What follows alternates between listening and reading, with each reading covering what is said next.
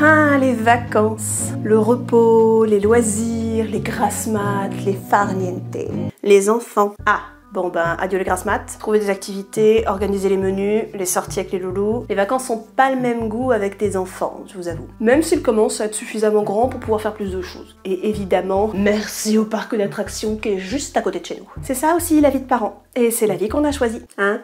Ah bah si, évidemment, hein, qu'il y a des bons côtés à être parent, c'est sûr, hein, mais vous allez pas me faire croire que vous voulez un résumé de la petite maison de la prairie, hein. Avouez que vous préférez me voir comme ça.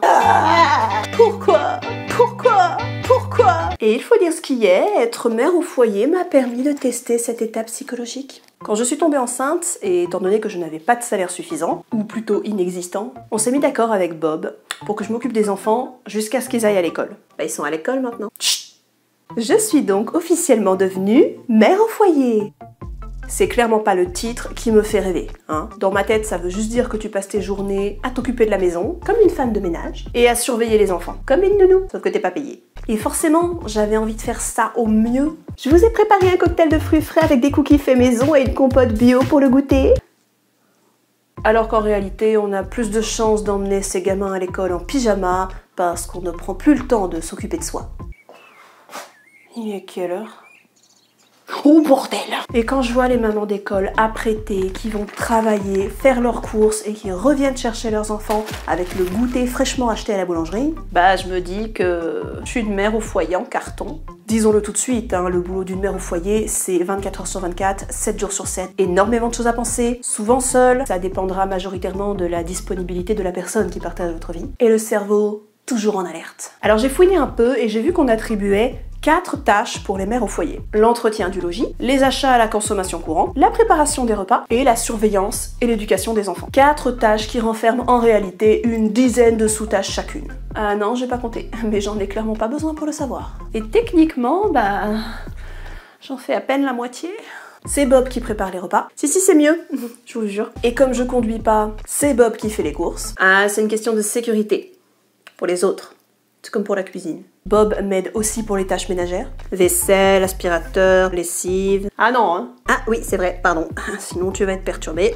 Mais donc il fait les courses. Oui. Les repas. Oui, enfin je m'occupe du repas des enfants, mais disons que cuire des pâtes ou des frites au four, c'est pas le même level. Ok, le ménage en partie. Oui. Mais par contre, tu t'occupes entièrement des enfants. Oh, non. Hein? Bah, il s'occupe des enfants avec moi, il les lève de temps en temps, il m'aide pour les coucher, il passe des moments avec eux pour jouer, il les garde pendant mes activités extra-scolaires. Bon, maintenant je suis plus étudiante, donc on va dire extra-maman. Et tu branles quoi au juste? Bah c'est ce que je dis, je suis une mère au foyer en carton. Bon d'accord, tu fais quoi avec eux? Bah on chante, on danse, on fait des dessins, des puzzles... On regarde raisonnablement la télé, mais du coup, bah, j'ai l'impression de rien faire à côté de Bob. Bah, c'est pas vrai, ça. Bah, je suppose. Non, mais qui se tape le reste des trajets pour l'école, leur donne le goûter, le bain, les médicaments quand il faut, leur coupe les ongles, et les garde quand Bob travaille. Tu peux pas dire que tu fais rien. Mais j'ai pas l'impression que ça compte, en fait. Aïe! C'est pas parce que tu fais moins que super maman active, experte en colonie de vacances, repas inclus, que ça compte pas.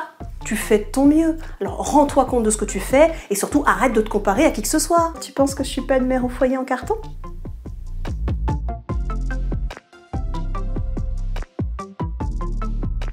Non mais sérieusement, comment t'as fait pour réussir à te caser? Tu es le stéréotype du film girly avec son héroïne maladroite et bonne à rien qui enchaîne les échecs. Tu penses que je suis comme une héroïne de film?